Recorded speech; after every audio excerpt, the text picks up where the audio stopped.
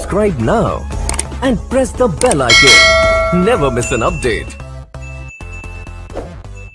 মহান রব্বুল আলামিন এই পৃথিবীর মাটিতে 1,24,000 কিংবা 2,24,000 কমবেশ নবী রাসূলগণকে আল্লাহ পাক পাঠিয়েছেন। প্রত্যেক নবীকে আল্লাহ পাক উম্মত দিয়েছেন। যেই নবীর উম্মত আছেন সারা পৃথিবীতে যখন থেকে মানুষের আগমন তৈরি জারি হয়েছে এই জমিনের মাটিতে, সমস্ত নবীর চাইতে আমাদের নবীর মর্যাদাকে আল্লাহ বেশি বাড়িয়েছেন। সুবহানাল্লাহ। সমস্ত নবীর উম্মত চাইতে আমাদের নবীর উম্মত অর্থাৎ আমাদের সম্মানকে আল্লাহ বেশি বাড়িয়েছেন। বলেন সুবহানাল্লাহ। এখানে আমরা হাজারো লোক বসে আছি, আমাদের জীবনের কত গুনাহ কত খাতা, আমরা আল্লাহর ইবাদতগুলিকে জেনে শুনে ছেড়ে দিই, কত গুনহার কাজে লিপ্ত হয়ে যায়, হারাম কাজে লিপ্ত হয়ে যায়। কিন্তু মহান রব্বুল আলামিনের মেহেরবানি দয়া দেখেন, আল্লাহ তাবারাক ওয়া তাআলা কিয়ামতের ময়দানে আমাদের গুনাহগুলিকে maaf করবেন তার নবীর ওসিলাতে। বলেন সুবহানাল্লাহ। সুবহানাল্লাহ। আমার আপনার নবী বলছেন শাফাআতি লি আহলিল কাবাইরি মিন উম্মতি, কিয়ামতের ময়দানে আমার শাফাত হবে আমার উম্মতের বড় বড় পাপীদের জন্য। বড় বড় পাপী কিয়ামতের ময়দানে আশা হারিয়ে ফেলবে যে আমার মতন গুনাহগার জান্নাতে যাবে, কিন্তু আল্লাহ পাকের মেহেরবানি দেখেন মুস্তাফা করিম সাজদাতে যাবেন, এইদিকে উম্মত দৌড়াদৌড়ি করছেন। কিয়ামতের ময়দান সংগঠিত হয়েছে। আদম নবীর দরবারে গেছি, আদম আলাইহিস সালাম বলছেন ইজহাবু ইলা গায়রি, এই কাজ আমি পারবো না, অন্য কারোর কাছে যাও। নূহ নবীর দরবারে যাব, তিনি বলছেন ইজহাবু ইলা গায়রি, অন্য কারোর কাছে যাও। ইব্রাহিম নবীর দরবারে যাব, তিনি বলবেন ইজহাবু ইলা গায়রি, অন্য কারোর কাছে যাও। আল্লাহ তাবারাক ওয়া তাআলার সমস্ত নবী বলবেন ইজহাবু ইলা গায়রি, উম্মত নিরাশ হয়ে হতাশ হয়ে ছুটে যাবেন ঈসা নবীর দরবারে, বলবেন ইয়া ঈসা আলাইহিস সালাম, আল্লাহকে আল্লাহ আপনাকে দুনিয়াতে বিনা বাপে শুধু মায়ের মাধ্যমে পাঠিয়েছিলেন, আপনাকে মুআজিজা দান করেছিলেন, আপনি মুর্দাকে জীবিত করতেন। ইয়া ঈসা আলা নবিয়িনা, আজকে কিয়ামতের ময়দানে আদম নবী ফিরিয়ে দিয়েছেন, নূহ নবী ফিরিয়ে দিয়েছেন, ইব্রাহিম নবী ফিরিয়ে দিয়েছেন, আপনার দরবারে বড় আশা নিয়ে এসেছি, আপনি আমাদের শাফাত করেন, আপনি আমাদের হেল্প করেন, আপনি আমাদের সাহায্য করেন। আজকে আমলের ফাইনাল পরীক্ষা, এই কিয়ামতের ময়দানে যে পাস করে জান্নাতে যাবে সে হবে চিরস্থায়ী জান্নাতি, যে পাস ফেল করে জাহান্নামে চলে যাবে সেই জাহান্নামের আগুনে জ্বলবে। ইয়া ঈসা আলাইহিস সালাম, আমাদের হেল্প করেন, সাহায্য করেন। ঈসা আলাইহিস সালাতু ওয়াস সালাম বলছেন আমি তো তোমাদের হেল্প করব না, তবে একটা তোমাদেরকে পথ দেখিয়ে দিতে পারি। আজকে ইব্রাহিম আলাইহিস সালাম থেকে নিয়ে ঈসা আলাইহিস সালাম পর্যন্ত প্রত্যেক নবী বলছেন ইজহাবু ইলা গায়রি, অন্য কারোর কাছে চলে যাও। ঈসা নবী বলছেন শুনো, আজকে আল্লাহ পাকের কোন নবী তোমাদের কাজ করবে না, আজকে তোমাদের গুনার বখশিশ যদি করাইতে পারে মা আমিনার লাল মুহাম্মদ রাসূলুল্লাহ করাইতে পারে। আজকে তোমাদের গুনাহ যদি ক্ষমা করাইতে পারে, এনাকে দিয়ে রাখো, আজকে তোমাদের গুনাহ যদি ক্ষমা করাইতে পারে, তোমাদের তকদিরকে যদি বদলাইতে পারে, কিসমতকে চেঞ্জ করাইতে পারে, মুহাম্মদ রাসূলুল্লাহ পারবে, মা আমিনার লাল পারবে, আব্দুল্লাহর নয়নতারা পারবে। এই জগৎবাসী যে কিয়ামতের ময়দানে পিতা বাপকে চিনছেন না, বাবা ছেলেকে চিনছেন না, ছেলে পিতাকে চিনছেন না, মা সন্তানকে চিনতে পারে না, মা সন্তানকে চিনে না, সন্তান মাকে চিনতে পারছেন না, স্বামী স্ত্রীকে ভুলে গেছেন, স্ত্রী স্বামীকে ভুলে গেছেন। যেই মায়ের গর্ভে 10 মাস 10 দিন আমরা রয়েছি, যেই মা নিজের রক্তকে দুধের রূপে পান করিয়েছে, যেই মা আমাদের কষ্ট পেত, আজকে কিয়ামতের ময়দানে নিজের টেনশনে এত ডুবে গেছে, বাচ্চা বলে খেয়াল নাই, বাচ্চা এত টেনশনে পড়ে গেছে, মা বলে স্মরণ নাই। ওই কিয়ামতের ময়দানে যেখানে মা চিনতে পারে না, বাবা হয়ে নাই, মা হয়ে নাই, মা আমিনার লাল মুহাম্মদ রাসূলুল্লাহ আমাদের জন্য নিজের চোখের পানি কিয়ামতে ফেলতেই থাকবে। জোরে বল সুবহানাল্লাহ। সুবহানাল্লাহ। নবী পাক সাল্লাল্লাহু আলাইহি সাল্লাম কান্না করতে থাকছেন, সবাই মিলে ঈসা আলাইহিস সালাম বলছেন তোমাদের কাজ যদি করাতে পারে রাহমাতুল লিল আলামিন পারবে। জোরে বল সুবহানাল্লাহ। সুবহানাল্লাহ। কারণ হযরত ঈসা আলাইহিস সালাম জানেন সারা পৃথিবীর ক্ষমতা যেখানে শেষ হয়ে যায় মা আমিনার লালের ক্ষমতা সেখান থেকে শুরু হয়ে যায়। সারা পৃথিবীর যেখানে চলে না বন্ধ হয়ে যায় সেখান থেকে নবী মুস্তাফার চলতে আরম্ভ করে। আরে আজকে কাজে আসলে মুস্তাফা আসবে ওই কিয়ামতের কঠিন ময়দান। হাদিসটি বুখারী শরীফের মধ্যে রয়েছে। সমস্ত উম্মত নবীকে সঠিকভাবে মাননেওয়ালা, নবীর প্রতি দাঁড়িয়ে সালাত ও সালাম পাঠ করনেওয়ালা, নবীর নাম শুনে চুমন দেনেওয়ালা, ওই কিয়ামতের ময়দানে রাসূলের পাকের নাম যখন আমরা শুনবো সবাই ছুটে আল্লাহর নবীর দরবারে যাব। আমরা খিদা অবস্থায় ছিলাম, নবীর চেহারাকে দেখব, খিদা বলে ভুলে যাব। পিপাসিত ছিলাম, রাসূলের চেহারাকে দেখব, পিপাসা বলে ভুলে যাব। এই সারা জীবনের 60 বছরের উপাসনা, 70 বছরের পরিশ্রম উপাসনা, 60 বছরের তামান্না ওই কিয়ামতের ময়দানে একটিবার মুস্তাফার চেহারাকে দেখলে আমাদের জীবনের উপাসনা পূর্ণ হবে। বলুন সুবহানাল্লাহ। সুবহানাল্লাহ। আমরা নবীর দরবারে সব ছুটে যাব। কওরির পরনে কোনো কাপড় নাই, পিতা মাতা কেউ কাউকে চিনে না, কওরির ইজ্জত সম্মান বলে কোনো ধ্যানই নাই। নবীর দরবারে ছুটেছেন একটাই ধ্যান, মুস্তাফা জানের রহমতের দরবারে যাব। একটু লক্ষ্য করে শুনবেন ব্রাদার, আজকে মানুষ বলে থাকে নবীর নিজের মেয়ে ফাতেমা কি বাঁচাইতে পারবে না, তো আমাদেরকে কি বাঁচাবে? নাউজুবিল্লাহ বলেন। নাউজুবিল্লাহ। আমার আপনার নবী কিয়ামতের ময়দানে আমরা যখন ঈসা নবীর কাছ থেকে শুনে নবীর দরবারে যাব, ইয়া রাসূলুল্লাহ আপনি আমাদের শেষ উম্মীদ, আপনি আমাদের শেষ উম্মীদ। আপনি যদি আমাদের হালাতকে না দেখেন, আমাদের সহযোগিতা না করেন, হেল্প না করেন, আজকে আমরা জাহান্নামী হয়ে যাব, কেউ বাঁচাতে পারবে না। আমার আপনার নবী বলবেন আনা লাহা, আরে আমার কাছে এসো, এই কাজের জন্য তো আমি মুস্তাফা আছি। বলেন সুবহানাল্লাহ। সুবহানাল্লাহ। নবী পাক সাল্লাল্লাহু আলাইহি সাল্লাম উম্মতদেরকে সাহস দিবেন, চিন্তা করিও না, তোমাদের আকা মুস্তাফা রয়েছেন, তোমাদের রাসূল রয়েছেন, তোমাদের নবী রয়েছেন, কোনো টেনশন করার প্রয়োজন নাই। রাসূলের পাক সাজদায় পড়ে কান্না করবেন, সাজদায় পড়ে কান্না করবেন। আল্লাহর নবী বলছেন সেই সময়তে মহান রব্বুল আলামিন আমাকে এমন একটি তাসবিহ শিখাবেন, আমি পাঠ করতে থাকবো। দীর্ঘ সময় হয়ে যাওয়ার পর মহান রব্বুল আলামিন বলবে, ইয়া মুহাম্মদ, এই আমার হাবিব নিজের মাথাকে তুলো, এই আমার রাসূল নিজের মাথাকে তুলো। আল্লাহর নবী মাথা তুলছেন না, আল্লাহ বলছেন মাহবুব আজকে তুমি মাথা তুলো। তুমি যদি কান্না করো আমি আল্লাহকে ভালো লাগে না, তুমি যদি কষ্ট পাও আমি আল্লাহ কষ্ট পাই। তুমি নিজের মাথা তুলো, আজকে যাকে তুমি চাও জান্নাতে নিয়ে চলে যাও, যাকে তুমি চাও ছেড়ে চলে যাও। বল সুবহানাল্লাহ। সুবহানাল্লাহ। সুবহানাল্লাহ। নবী পাক সাল্লাল্লাহু আলাইহি সাল্লাম কিয়ামতের ময়দানে মাথাকে তুলবেন। আল্লাহ দুনিয়াতে ওয়াদা করেছেন ওয়ালা সাউফা ইউতিকা রাব্বুকা ফাতারদা। পবিত্র কোরআন পাকে আল্লাহ বলছেন মাহবুব আমি অতি শীঘ্রই তোমাকে এত দিব, এত দিব তুমি রাজি হয়ে যাবে। আল্লাহর নবী বলবেন খোদা আজকে অতক্ষণ পর্যন্ত আমি মুস্তাফা রাজি হব না যতক্ষণ পর্যন্ত আমার এক উম্মত আমাকে মোহাব্বত করনেওয়ালা, আমার প্রতি সঠিক আকীদা রাখনেওয়ালা একটা উম্মত জাহান্নামে থাকলে আমি মুস্তাফা রাজি হব না। আল্লাহ তুমি যদি আমাকে রাজি করো আমার সমস্ত উম্মতকে আমাকে দিয়ে দাও, আমি আমার উম্মতকে নিয়ে জান্নাতে চলে যাব।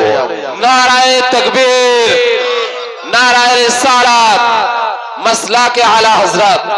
তাই কিয়ামতের কঠিন দিনে সব চাচ্ছেন, আদম নবী চাচ্ছেন আল্লাহ কিভাবে রাজি করব, ইব্রাহিম নবী চাচ্ছেন আল্লাহকে কিভাবে রাজি করব, মুসা নবী চাচ্ছেন আল্লাহকে কিভাবে রাজি করব, নূহ নবী চাচ্ছেন আল্লাহকে কিভাবে রাজি করব, ইউসুফ ও ইয়াকুব চাচ্ছেন আল্লাহকে কিভাবে রাজি করব, নূহ জাকারিয়া চাচ্ছেন আল্লাহকে কিভাবে রাজি করব। পৃথিবীর মানুষ ইমাম সাহেব দাঁড়িয়ে আছেন আল্লাহ রাজি হয়ে যান, পীর সাহেব দাঁড়িয়ে আছেন আল্লাহ রাজি হয়ে যান, ওলি সাহেব দাঁড়িয়ে আছেন আল্লাহ রাজি হয়ে যান। পৃথিবীর সমস্ত মানুষ একবারে চেয়ে আছেন আল্লাহ কিভাবে রাজি হবে, আল্লাহ তাকে আছেন আমার মুস্তাফা কিভাবে রাজি হবে। তাই বরেলির সরতাজ ইমাম আহলে সুন্নাত বলেন खुदा की रजा चाहते हैं दो आलम, खुदा चाहता है रजाए मोहम्मद। সুবহানাল্লাহ। সারা পৃথিবী চাই আমি আল্লাহকে রাজি করব, আমার আল্লাহ চাই আমি মুস্তাফাকে রাজি করব। রাসূলকে খুশি করার জন্য আল্লাহ পাক কিবলাকে পরিবর্তন করেছে। বলেন সুবহানাল্লাহ। সুবহানাল্লাহ। আপনারা সবাই জানেন মসজিদে আকসা আমাদের প্রথম কিবলা। আগে নামাজ হতো এর দিকে মুখ করে, উপাসনা ইবাদত হতো এর দিকে মুখ করে। একদিন আমার নবী, আপনার নবী কিবলা কাবার দিকে, আপনার মসজিদ আকসার দিকে মুখ করে নামাজ পড়ছেন। হঠাৎ করে রাসূল পাক আকাশে তাকাচ্ছেন, জমিনে তাকাচ্ছেন। নবী পাক মনে মনে ভাবছেন, যদি কিবলা পরিবর্তন হয়ে কাবা কিবলা হতো তো খুব ভালো হতো। এটা রাসূল পাক চিন্তা করছেন, ধারণা। আকাশে তাকাচ্ছেন, জমিনের দিকে তাকাচ্ছেন। নবী আমার নামাজরত অবস্থায় আছেন। মহান রব্বুল আলামিন আয়াত দিয়ে পাঠিয়েছেন, জিবরিল যাও, আমার নবী জাতি রাজি, আমি আল্লাহ তাতি রাজি। সুবহানাল্লাহ।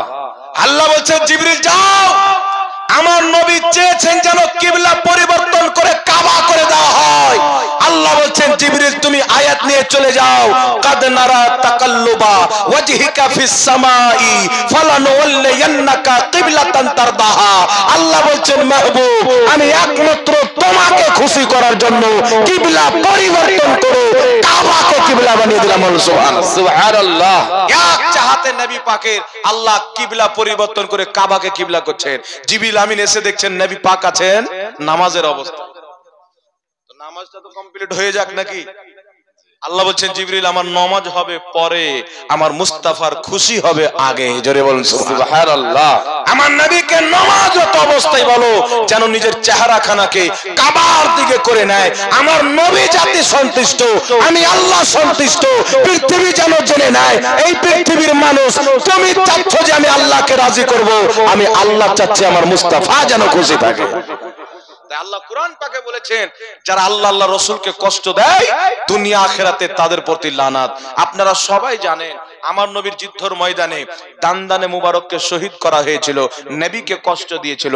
আমার নবী কাবা ঘরে সাজদাতে আছেন, উটের উজড়ি চাপিয়ে দেওয়া হয়েছিল, নবী আমার কষ্ট পেয়েছিলেন। তয়েফের মাটিতে ইসলাম প্রচার করতে গিয়ে আমার নবীকে পাথর মেরে রক্তে রক্তিত করা হয়েছিল, আমার নবী কষ্ট পেয়েছিলেন। আমরা সবাই জানি, কিন্তু আল্লাহকে কেউ কষ্ট দিতে পারে? জোরে বলেন। আল্লাহকে কেউ ইট মারতে পারে না, আল্লাহকে কেউ পাথর মারতে পারে না, নাউজুবিল্লাহ। আল্লাহকে চুল পরিমাণে আল্লাহর লাভও করিতে পারে না, উপকারও করিতে পারে। এই পৃথিবীর মানুষ যদি চায় সারা পৃথিবী মিলে যে আল্লাহর চুল পরিমাণে ক্ষতি করব, পারবে? চুল পরিমাণে আল্লাহর উপকার করব, পারবে? কিন্তু আল্লাহ কেন বলছেন আল্লাহকে কেউ কষ্ট করতে পারে না? আর যাকে টাচ করতে পারে না, ছুঁইতে পারে না, শুঁকতে পারে না, তাকে কেউ ক্ষতি করতে পারে? তাহলে আল্লাহ কেমন করে বলছেন কোরআন পাকে যে আল্লাহ আল্লাহ রাসূলকে কষ্ট দেয়? এর মানে নিশ্চয়ই আল্লাহ কোনো জিনিসে কষ্ট পায়। তো আল্লাহ বলছেন, শুনো, আমাকে কেউ কষ্ট দিতে পারে না, যারা আমার মুস্তাফাকে দেয় তা কষ্ট, তারা আমাকে কষ্ট দিল।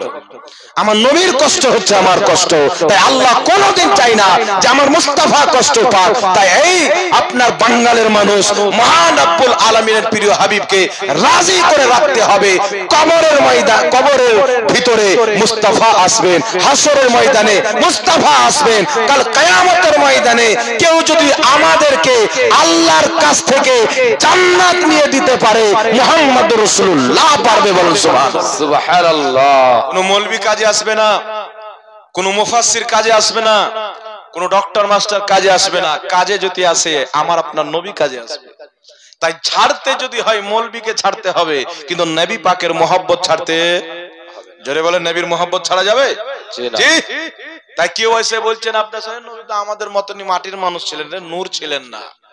কিন্তু ইমাম খারকুশি রাহমাতুল্লাহ আলাইহি নিজের কিতাব শারফে মুস্তাফার মধ্যে একেবারে টাটকা সহি সনদে হাদিস লিখেছেন। হযরতে আলী রাদিয়াল্লাহু তাআলা আনহু বলছেন যে নিশ্চয় আল্লাহ তাবারাক ওয়া তাআলা জমিন, আসমান, লৌহ কালাম সৃষ্টি করার পূর্বে সর্বপ্রথম নিজের নূর দিয়ে মুস্তাফার নূরকে সাজিয়েছেন। জোরে বলেন সুবহানাল্লাহ। তা আকীদা হবে সহি হাদিস মোতাবেক।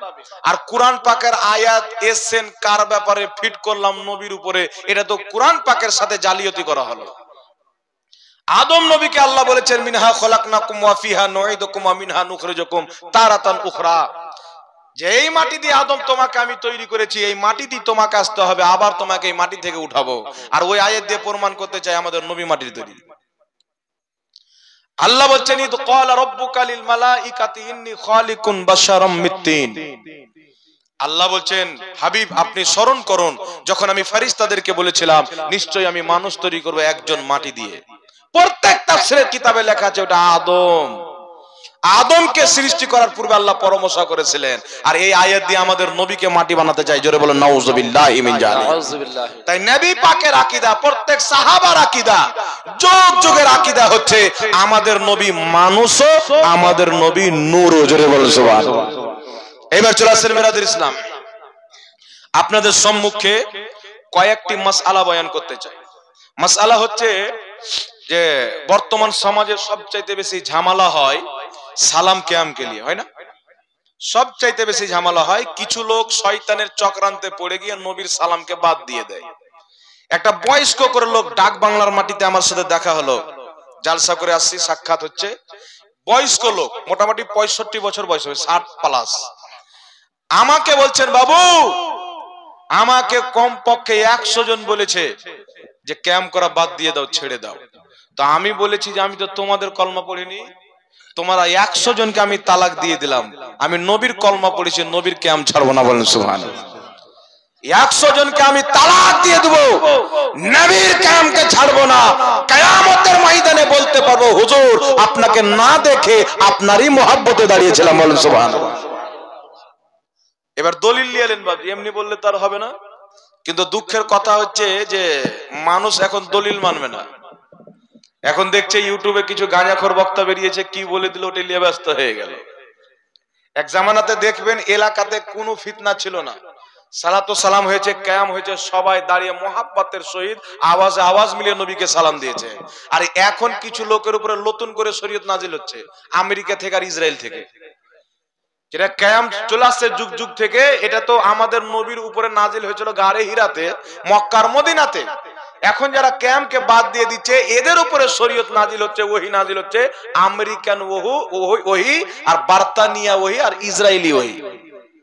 তাই নতুন ইসলাম মানা যাবে না, ইসলাম মানতে হবে পুরাতন ইসলাম, যেটা আল্লাহর নবীর ইসলাম, জোরে বলেন সুবহানাল্লাহ। এখন শুনেন স্পষ্ট ভাবে বাবজি, দলিল নিয়ে এলেন। আমরা নবী পাকের সম্মানে দাঁড়াই, আগে দাঁড়ানোটা নিয়ে এলেন যে নবী পাকের সম্মানে দাঁড়ানো যাবে কি যাবে না। স্পষ্ট ভাবে মাসলাটা বুঝে নেবেন। রাসূল করিম সাল্লাল্লাহু আলাইহি সাল্লামের হাদিস, বুখারী শরীফ বাবুল কিয়ামের মধ্যে, কিয়ামের অধ্যায়ের মধ্যে হাদিসটি রয়েছে। আল্লাহ পাকের নবী সাল্লাল্লাহু আলাইহি সাল্লাম কিছু সংখ্যক সাহাবার একজন সাহাবীকে লিডার বানিয়েছিলেন। তো সাহাবায়ে কেরাম বসে আছেন, আমার নবী বসে আছেন। ওই যে সাহাবীকে লিডার বানিয়েছেন, ওই সাহাবী কিন্তু আসছেন। তিনি সাওয়ারি থেকে নামলেন, তো প্রত্যেক সাহাবীকে আমার নবী বলছেন, কুমু ইলা সাইয়্যিদিকুম, তোমাদের সরদারের সম্মানে দাঁড়িয়ে যাও, জোরে বলেন সুবহানাল্লাহ। হাদিসটি বুখারীর কোনো বেটা জাল বলতে পারবে না। তো আমার নবী শিক্ষা দিলেন, তোমাদের সরদারের জন্য দাঁড়িয়ে যাও, মানে তোমাদের এলাকাতে গ্রামে তোমার শিক্ষক, তোমার নেতা, তোমার মোড়ল, তোমার সম্মানিত ব্যক্তির জন্য যখন তুমি দেখবে দাঁড়িয়ে যাবে, এটা নবীর দেওয়া শিক্ষা, বলেন সুবহানাল্লাহ। একটা হলো। দ্বিতীয় নম্বরে চলে আসেন আবু দাউদ শরীফ কিয়ামের অধ্যায়ে হাদিস, মিশকাত শরীফ বাবু মা জাআ ফিল কিয়ামের মধ্যে হাদিস। হাদিসটি কি? সাহাবায়ে কেরাম বলেন, আমরা নবী মুস্তাফার মাজমাতে মজলিসে বসে থাকতাম, আল্লাহর নবী সাল্লাল্লাহু আলাইহি সাল্লাম যখন উঠে যেতে লাগতেন, কুমনা কিয়ামা, আমরা সকলে নবীর সম্মানে দাঁড়িয়ে যেতাম। অতক্ষণ পর্যন্ত দাঁড়িয়ে থাকতাম যতক্ষণ পর্যন্ত নবী পাক নিজের স্ত্রী গণের কোন একজনের হুজরাতে না পরিবেশ করতেন, জোরে বলেন সুবহানাল্লাহ। একটি হলো। দ্বিতীয় নাম্বার চলে আসেন আবু দাউদ শরীফের মধ্যে সহিহ হাদিস, রাসূল পাক সাল্লাল্লাহু আলাইহি সাল্লামের বসে আছেন, হযরতে মা ফাতেমা আসছেন, মা ফাতেমাকে যেমনই নবী পাক দেখেছেন সঙ্গে সঙ্গে দাঁড়িয়ে গেছেন, জোরে বলেন সুবহানাল্লাহ। মা ফাতেমার দরবারে যখন নবী পাক গিয়েছেন, মা ফাতেমা নবী পাককে দেখে দাঁড়িয়ে গেছেন, মা ফাতেমা নবী পাকের হাতকে চুমুন দিয়েছেন, জোরে বলেন সুবহানাল্লাহ। নবী পাকের হাতকে চুমুন দিয়েছেন। তাহলে আমার আপনার নবী হযরতে আবু বকর সিদ্দিক মদিনা থেকে যখন গেলেন, নবী আমার নবুয়তের এলান করেছিলেন, আল্লাহর নবী একটি জায়গাতে বসে আছেন, হযরতে আবু বকর সিদ্দিক গেলেন, হযরতে আবু বকর সিদ্দিককে দেখে সঙ্গে সঙ্গে আমার নবী দাঁড়িয়ে গেছেন, একটু জোরে বলেন সুবহানাল্লাহ।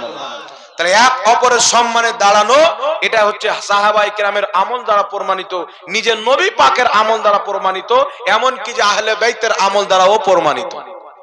এইবার চলে আসেন, দাঁড়ানো হয়ে গেল। এখন প্রশ্ন হচ্ছে, হুজুর দাঁড়িয়ে সালাম দেওয়া কোন হাদিসে আছে?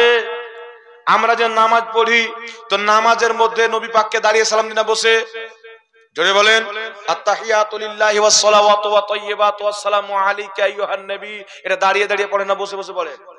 তো বাংলাদেশের একটা জেনারেল বক্তা বেরিয়েছে, ও মাদ্রাসায় পড়েনি, ওর আব্বাও মাদ্রাসায় পড়েনি, মানুষকে বলছে আমরা নামাজে বসে সালাম দিই, নামাজ সবচাইতে বড় ইবাদত, নবী শিক্ষা দিয়েছেন নামাজে বসে সালাম দাও, আর বেটা তুমি বাইরে দাঁড়িয়ে সালাম দিচ্ছ, তুমি কি নবীর চাইতে বেশি জানো?